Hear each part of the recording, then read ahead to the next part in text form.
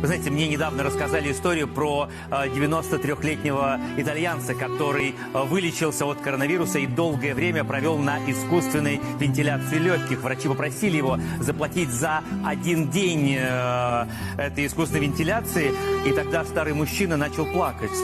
Доктор пытался уговорить старика и говорит: ну не плачьте из-за денег. Но то, что сказал этот старый мужчина в ответ, заставило докторов плакать. Итальянец сказал: я плачу не из-за денег, которые мне предстоит заплатить. Я могу заплатить все деньги. Я плачу потому, что дышу Божьим воздухом уже 93 года, но никогда за него не платил. Вы говорите, один день использования аппарата вентиляции легких стоит 5000 евро? Тогда вы представляете, сколько я должен заплатить Господу? А я его никогда за это не благодарил. Likey